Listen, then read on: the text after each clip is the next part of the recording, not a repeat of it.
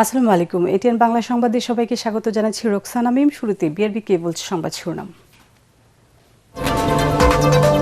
আজ সকাল 7টায় শেষ হচ্ছে ত্রয়োদশ জাতীয় সংসদ নির্বাচনে প্রচারণা। কেন্দ্রে কেন্দ্রে পাঠানো হচ্ছে সরঞ্জাম।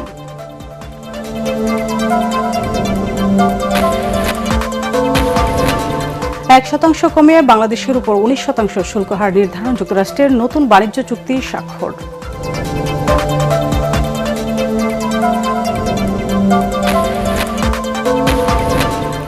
জনগণের ক্ষমতায়ন নিশ্চিত না হলে কোনো উদ্যোগই টেকসই হবে না। দেশবাসীর উদ্দেশ্যে বক্তৃতায় তারেক রহমান। জয়ী হলে নিরাপদ বাংলাদেশ গড়ে তুলবে বিএনপি। জামায়াতে ক্ষমতায় এলে দাবি আদায়ে রাস্তায় নামতে হবে না। দেশবাসীর উদ্দেশ্যে বক্তৃতায় শফিকুর রহমান। একটি দল চূড়াই পথে ভোটে জিততে চায়।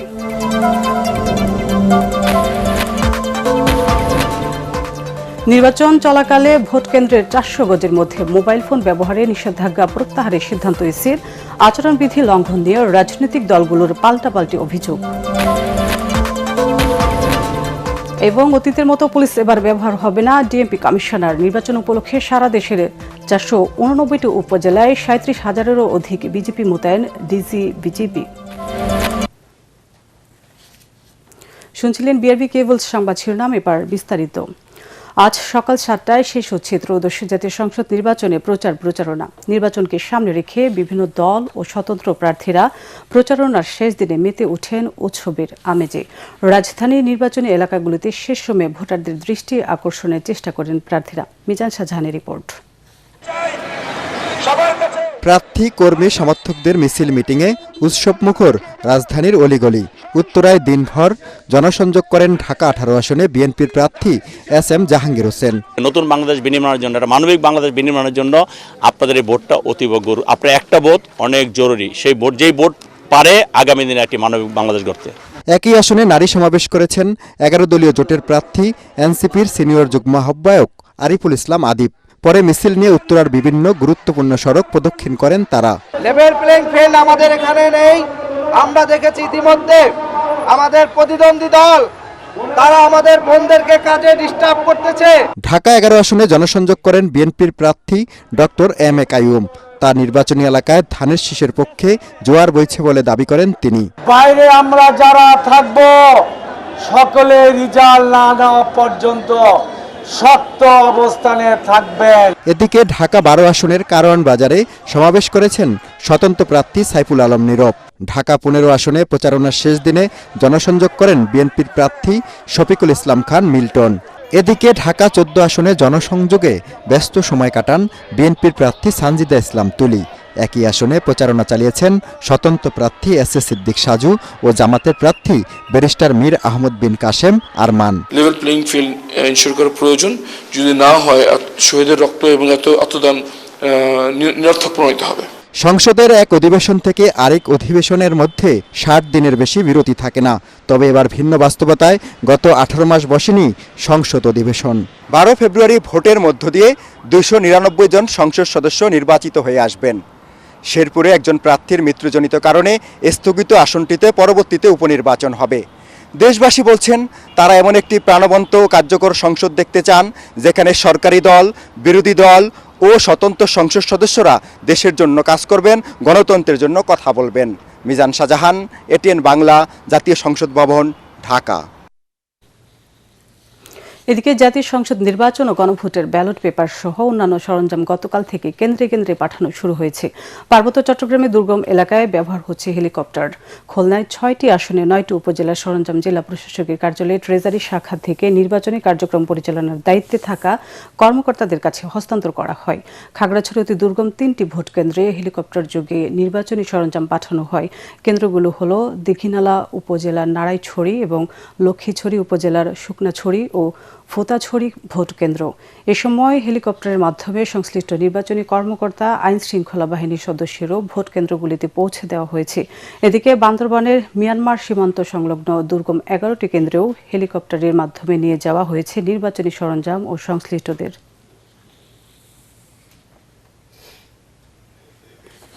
বাংলাদেশ ও যুক্তরাষ্ট্রের মধ্যে বহুল আলোচিত বাণিজ্য চুক্তি স্বাক্ষরিত হয়েছে। নতুন চুক্তির আওতায় বাংলাদেশি পণ্যের উপর যুক্তরাষ্ট্রের শুল্ক হার 20% থেকে কমে 19% নেমে এসেছে। পাশাপাশি তৈরি পোশাক খাতে রপ্তানি শুল্ক সম্পূর্ণ প্রত্যাহার করা হয়েছে। সোমবার বাংলাদেশের পক্ষে বাণিজ্য উপদেষ্টা শেখ বশিরউদ্দিন এবং যুক্তরাষ্ট্রের পক্ষে জেমিসন গ্রিয়ার চুক্তিতে স্বাক্ষর করেন। এ সময় জাতীয় নিরাপত্তা উপদেষ্টা ডক্টর খলিলুর রহমান ও বাণিজ্য মন্ত্রণালয়ের সচিব মাহবুবুর রহমান বাংলাদেশ থেকে ভার্চুয়ালি যুক্ত ছিলেন।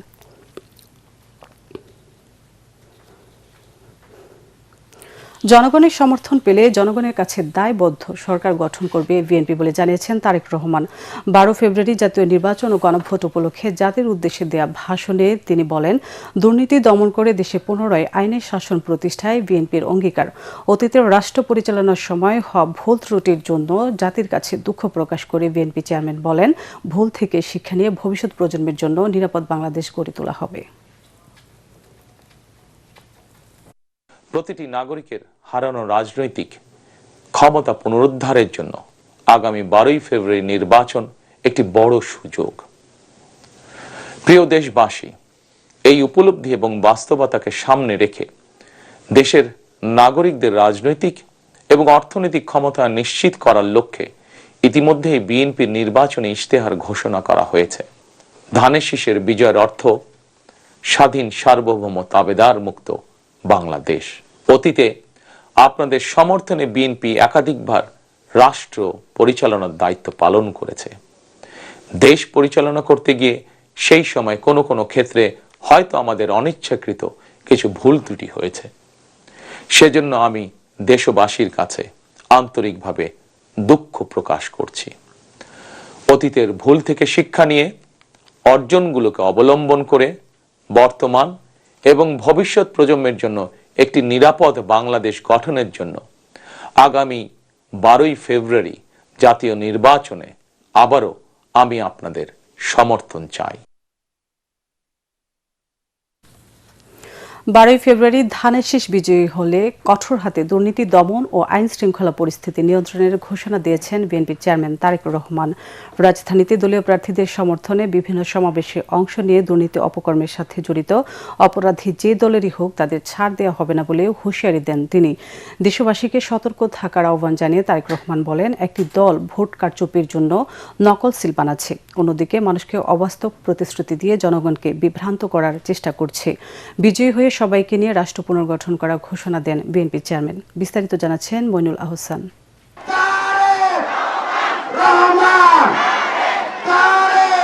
আনুষ্ঠানিক প্রচারণার শেষ দিনে রাজধানীতে দলীয় প্রার্থীর সমর্থনে টানা বেশ কয়েকটি নির্বাচনী সমাবেশে অংশ নেন বিএনপি চেয়ারম্যান তারেক রহমান।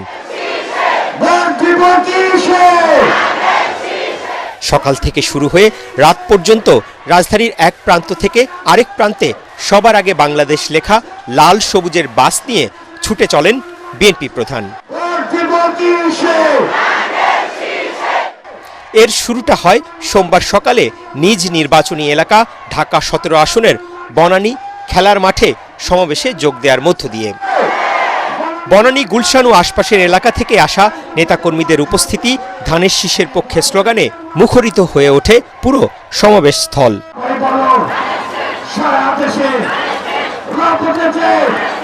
এই এলাকার সাথে তার ও জিয়া পরিবারের আত্মার সম্পর্কের কথা উল্লেখ করেন তারেক রহমান। বিএনপিরই দেশ পরিচালনার অভিজ্ঞতা ও দেশকে এগিয়ে নিতে সুনির্দিষ্ট পরিকল্পনা রয়েছে দাবি করে তারেক রহমান সবাইকে ধানের শীষে ভোট দেওয়ার আহ্বান জানান।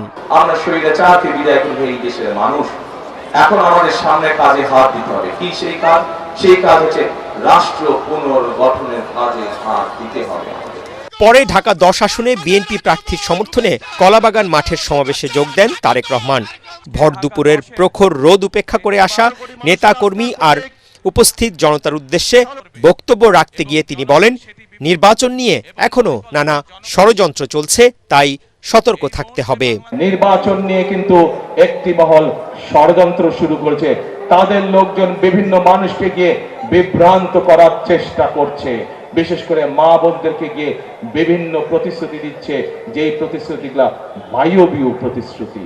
আমরা দেখেছি একটি মহল তাদের নেতাকর্মীরা ধরা পড়েছে নকল ব্যালটের সিল বানাতে গিয়ে। আপনাদেরকে আজকে সতর্ক থাকতে হবে, সজাগ থাকতে হবে।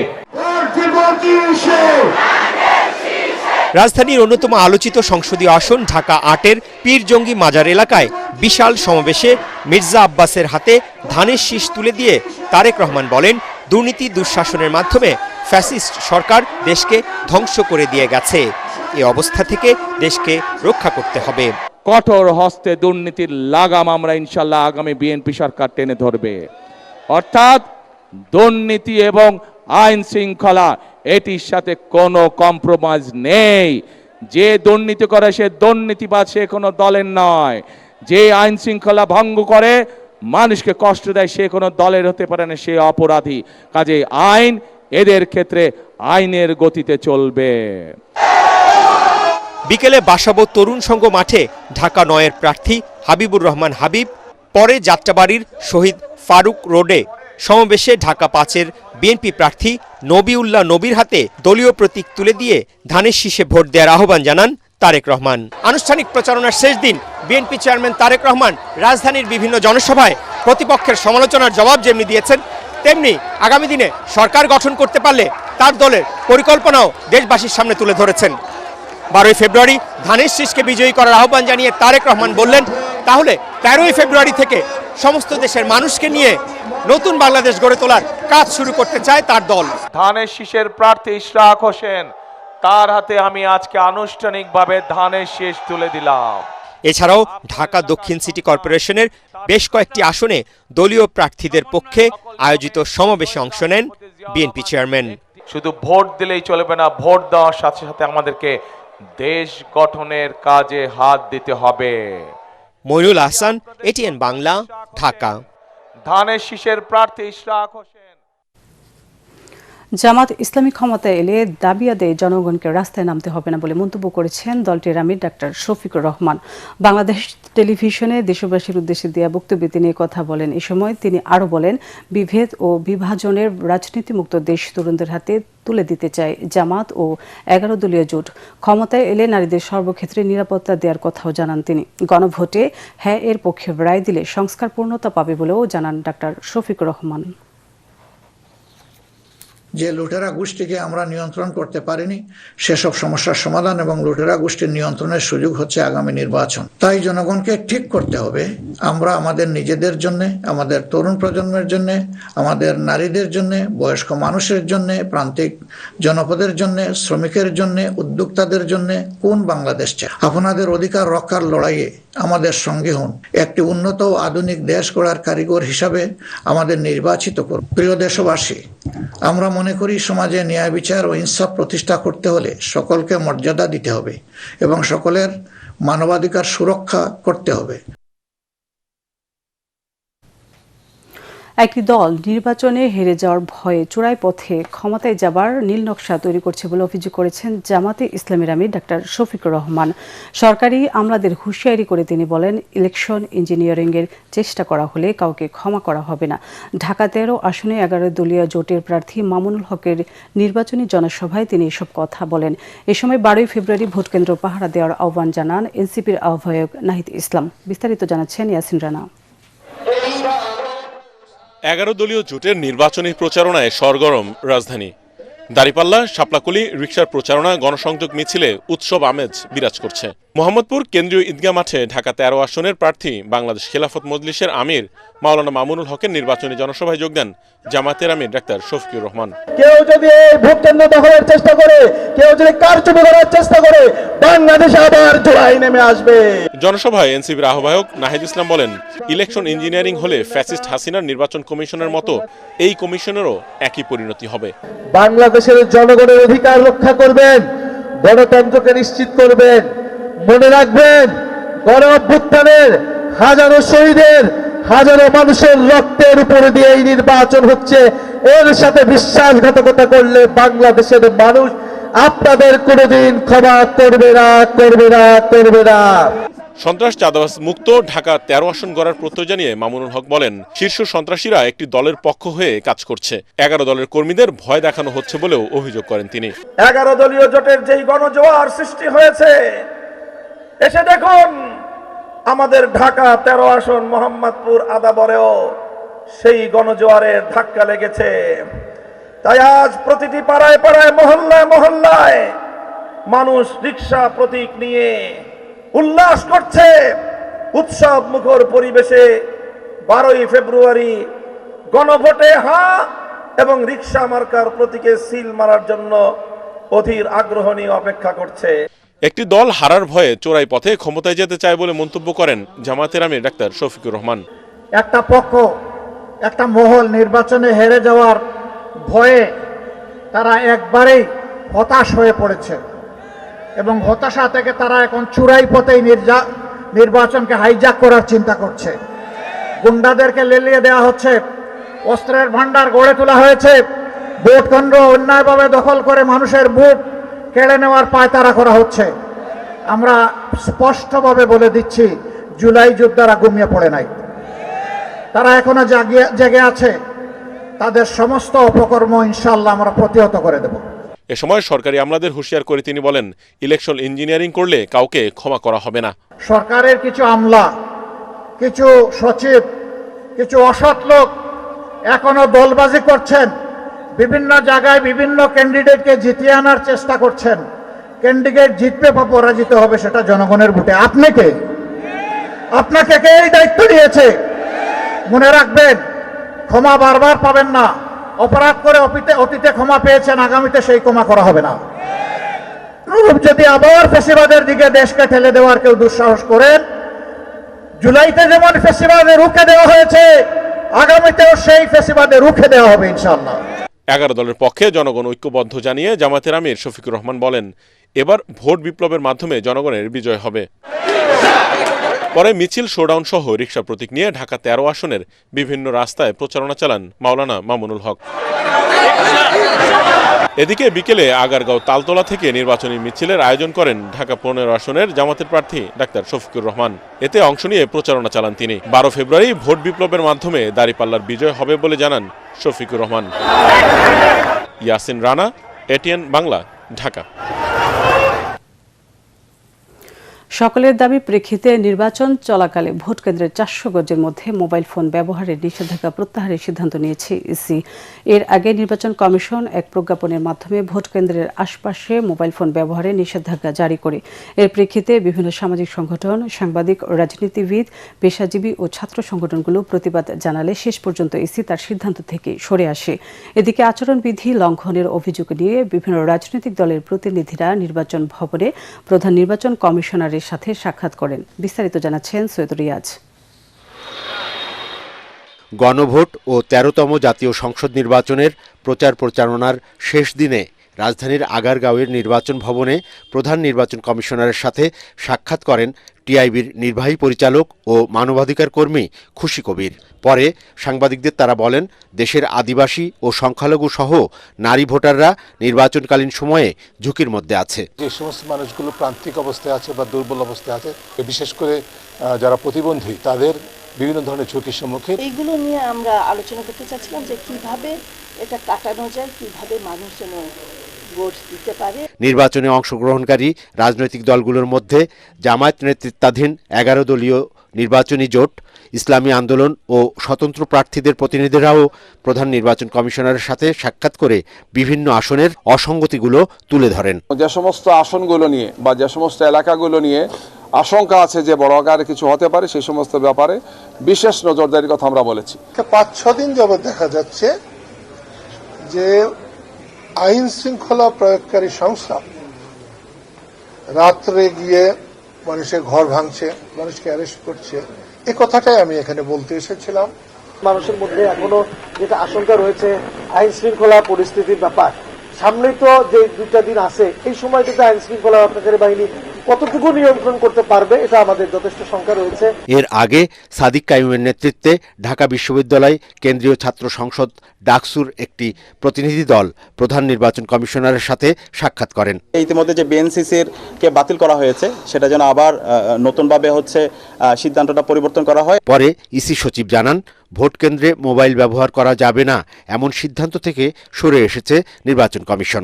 মোবাইল ফোন নিয়ে ভোটাররা ভিতরে যাবেন এবং প্রার্থীরা যাবেন, তাদের এজেন্টরা যাবেন এবং তারা ছবি তুলবেন কিন্তু গোপন কক্ষ যেখানে স্টাম্পিং হয় সেখানে করবেন না। তো এই পরিপত্রটা আমরা সংশোধন করে দিচ্ছি। এ সময় সচিব আরও বলেন, 10 ফেব্রুয়ারি মঙ্গলবার সকাল 7টা থেকে 14 ফেব্রুয়ারি শনিবার বিকেল 4:30 পর্যন্ত প্রত্যেক নির্বাচনী এলাকায় সব ধরনের জনসভা, মিছিল ও শোভাযাত্রা বন্ধ থাকবে। সৈয়দ রিয়াজ, এটিএন বাংলা, ঢাকা। অতীতের নির্বাচনে পুলিশকে যেভাবে ব্যবহার করা হয়েছে সেই কলঙ্ক থেকে বেরিয়ে এসে ভোটের সুষ্ঠু পরিবেশ নিশ্চিত করতে চায় ঢাকা মেট্রোপলিটন পুলিশ।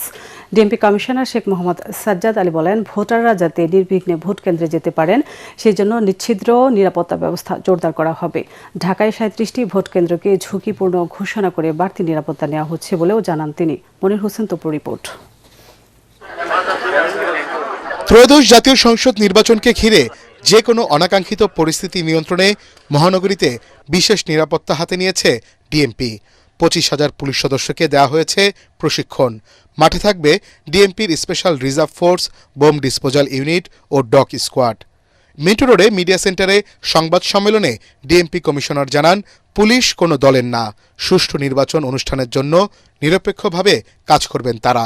নানা কারণে এবারের নির্বাচন আমাদের কাছে অত্যন্ত গুরুত্বপূর্ণ। অতীতে নির্বাচনে পুলিশকে যেভাবে ব্যবহার করা হয়েছে সেই কালিমামুক্ত হয়ে জাতিকে একটি অর্থবহ ও সর্বজন গ্রহণযোগ্য নির্বাচন উপহার দিতে আমরা প্রতিশ্রুতিবদ্ধ। কোনো থ্রেট নাই, পরিবেশ দেখতেছেন না, স্বাভাবিক সময়ের চেয়ে ভালো পরিবেশ চলতেছে। ক্রাইম নাই, ল অ্যান্ড অর্ডার সমস্যা নাই, রাস্তা ব্লকিং নাই, খুবই ভালো পরিবেশ। ঢাকার 2131টি ভোট কেন্দ্রকে 3 ভাগে ভাগ করা হয়েছে। এর মধ্যে 517টি কেন্দ্রকে সাধারণ, 1614টি কেন্দ্রকে গুরুত্বপূর্ণ এবং বাকি 37টি কেন্দ্রকে ঝুঁকিপূর্ণ ঘোষণা করে অতিরিক্ত পুলিশ সদস্য মোতায়েন থাকবে বলে জানান ডিএমপি কমিশনার। একটা গেম যখন হয়, একদল পরাজিত হয়, একদল জয়লাভ করে। আমাদের দেশের কালচার তো হইলে আবার এরকম যে পরাজিত হইলেই আমার এই হয়েছে। কালকে আমার রুমে একজন ভদ্রলোক এসে বলতেছে ভোট কারচুপি হবে। আমি বললাম, ভাই 2 দিন এখন 3 দিন বাকি আছে, কিভাবে কারচুপি হবে? এই যে নানা গুজব, এখন এই মার্কেট, আমাদের তো গুজব বেশি ছড়ায়, এখনো মার্কেটে অনেক গুজব আছে। নির্বাচনকে কেন্দ্র করে এখনো কোনো হুমকি নেই বলেও জানান তিনি। এদিকে সাম্প্রতিক সময়ে সাংবাদিকদের উপর পুলিশি হামলার ঘটনায় ব্যবস্থা নেয়ার আশ্বাসও দেন DMP commissioner. Monir Hossain Tapu, ATN Bangla, Dhaka. নির্বাচনের সময় দেশের 4,427 কিলোমিটার সীমান্ত এলাকা সম্পূর্ণ নিরাপদ রাখার পাশাপাশি সারা দেশের 489টি উপজেলায় 37,000-এরও বেশি বিজিবি সদস্য মোতায়েন করা হয়েছে বলে জানিয়েছেন বিজিবি মহাপরিচালক মেজর জেনারেল মোহাম্মদ আশরাফুজ্জামান সিদ্দিকী। নির্বাচনের সার্বিক নিরাপত্তা পরিস্থিতি নিয়ে সাতক্ষীরা ও চুয়াডাঙ্গায় প্রশাসনের সাথে সমন্বয় সভায় তিনি বলেন, রাজনৈতিকভাবে সম্পূর্ণ নিরপেক্ষ বাহিনী হিসেবে আসন্ন ত্রয়োদশ জাতীয় সংসদ নির্বাচন দায়িত্ব পালন করবে তার বাহিনী। সরকার, নির্বাচন কমিশন, প্রশাসন, আইন শৃঙ্খলা রক্ষাকারী বাহিনী এবং সর্বোপরি জনগণের সম্মিলিত প্রচেষ্টা একটি শান্তিপূর্ণ, অবাধ, সুষ্ঠু ও গ্রহণযোগ্য নির্বাচন অনুষ্ঠিত হবে বলেও আশাবাদ ব্যক্ত করেন ডিজি বিজিবি।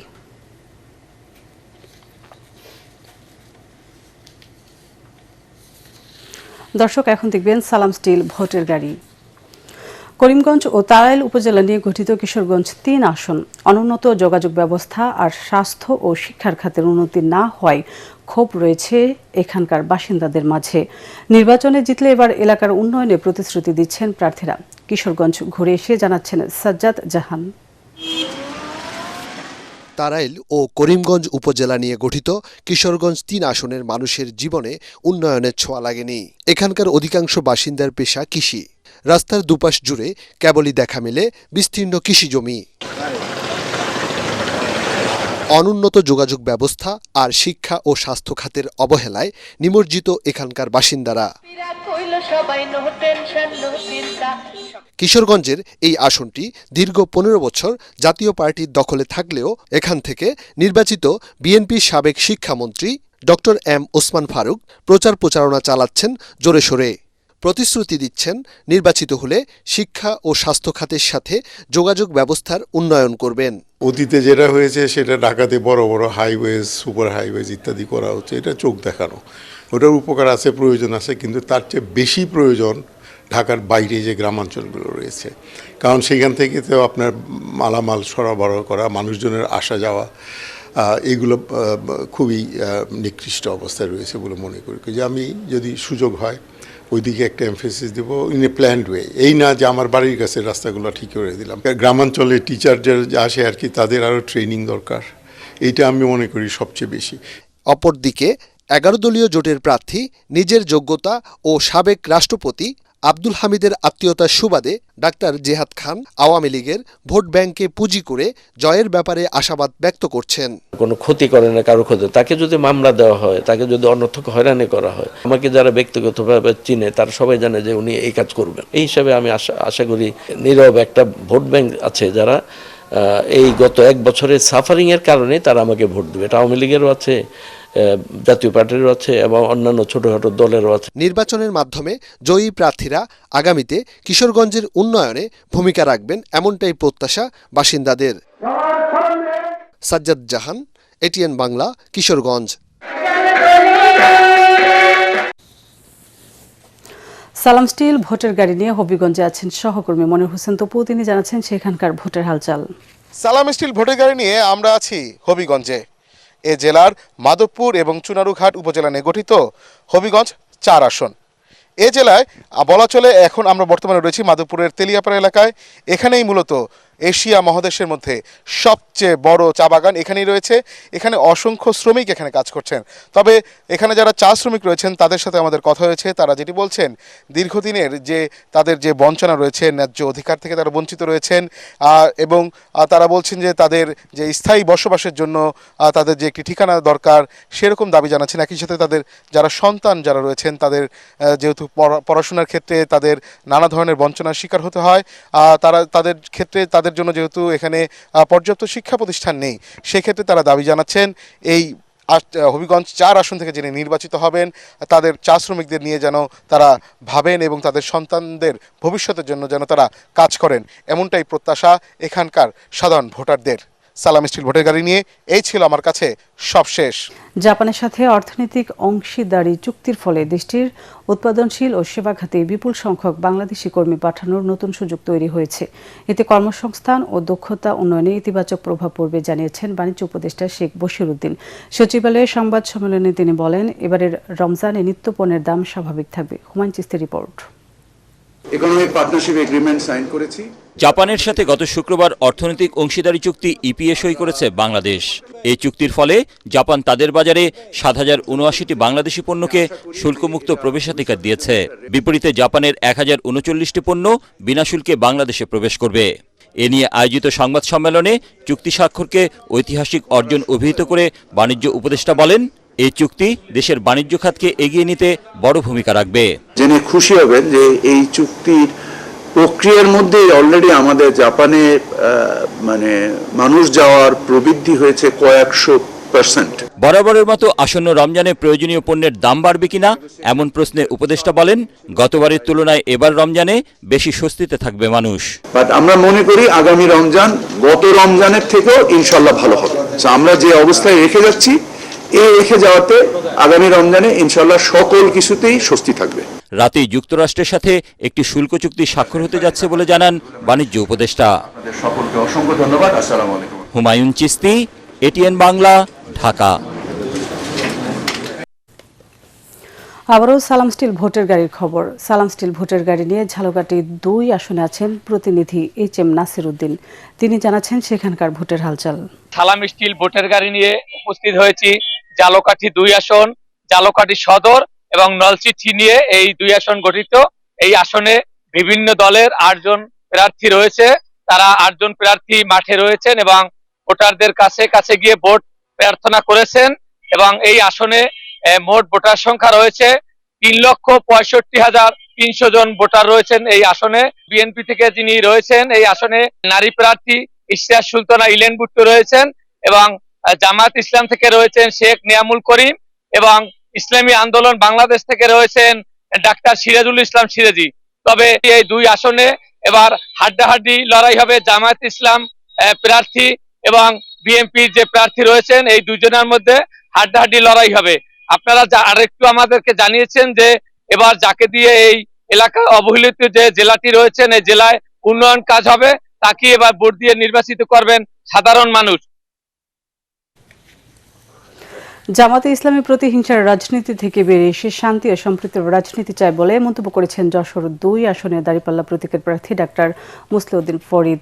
যশোরের জিকরগাছা বাজার এলাকায় আয়োজিত নির্বাচনী সমাবেশে তিনি বলেন, তরুণরা পরিবর্তন চায় এবং দেশবাসী শান্তিপূর্ণ রাজনীতি দেখতে চায়। তিনি জানান, 11 দলীয় ঐক্য ক্ষমতা এলে দুর্নীতিকে কোনোভাবেই প্রশ্রয় দেওয়া হবে না।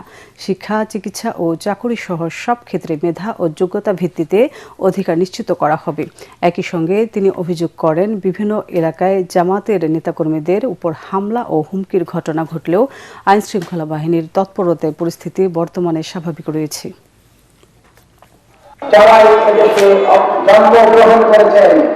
আমরা দৃঢ়ভাবে বিশ্বাস করি সবার সমান অধিকার এই দেশে আছে। শিক্ষা ক্ষেত্রে বিভিন্ন বিশ্ববিদ্যালয়, মেডিকেল কলেজ, সকল ক্ষেত্রে, চাকরির ক্ষেত্রে মেধার উপর ভিত্তি করে প্রতিযোগিতামূলক পদ্ধতির মাধ্যমে স্বচ্ছ একটা সিস্টেমের মাধ্যমে যদি আমরা সেই সুযোগকে দিতে পারি, তাহলে আমি মনে করি সবার সমান অধিকার সেটা নিশ্চিত করা হবে ইনশাআল্লাহ। এবার খেলার খবর।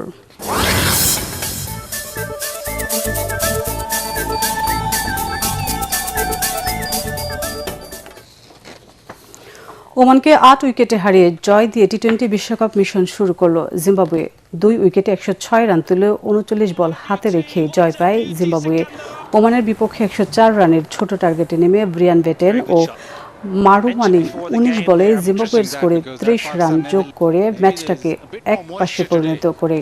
কিন্তু সোফিয়ানা মাহমুদের বোলিংয়ে 30 রানে মারুমানি ও ডিয়ন মার্শের উইকেট হারায় জিম্বাবুয়ে। দলের পক্ষে সর্বোচ্চ 48 রানে অপরাজিত থাকেন ব্রিয়ান বেনেট।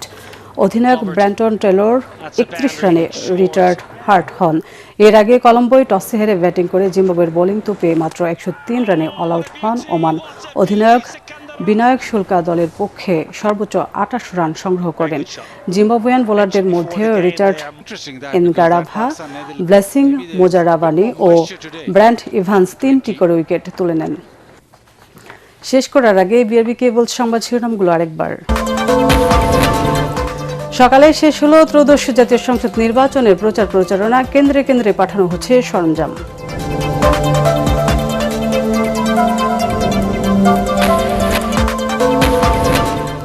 1% কমে বাংলাদেশের উপর 19% শুল্ক হার নির্ধারণ, যুক্তরাষ্ট্রের নতুন বাণিজ্য চুক্তি স্বাক্ষর।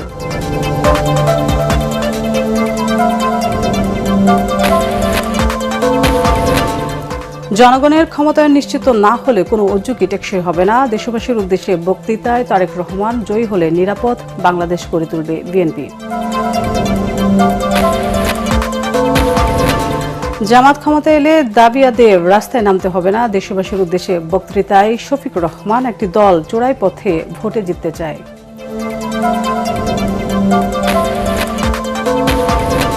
নির্বাচন চলাকালে ভোটকেন্দ্রের 400 গজের মধ্যে মোবাইল ফোন ব্যবহারে নিষেধাজ্ঞা প্রত্যাহারের সিদ্ধান্ত ইসির। আচরণবিধি লঙ্ঘন নিয়ে রাজনৈতিক দলগুলোর পাল্টাপাল্টি অভিযোগ। এবং অতীতের মতো পুলিশ সেবার ব্যবহার হবে না। ডিএমপি কমিশনার, নির্বাচন উপলক্ষে সারা দেশের 489টি উপজেলায় 37,000-এরও অধিক বিজিবি মোতায়েন, ডিজি বিজিবি। পরবর্তী সংবাদ দেখার আমন্ত্রণ জানিয়ে এখনকার মতো শেষ করছি এটিএন বাংলার সংবাদ। ইউটিউবে দেখতে ব্রাউজ করুন youtube/ATN বাংলা নিউজ। এতক্ষণ সাথে থাকার জন্য ধন্যবাদ।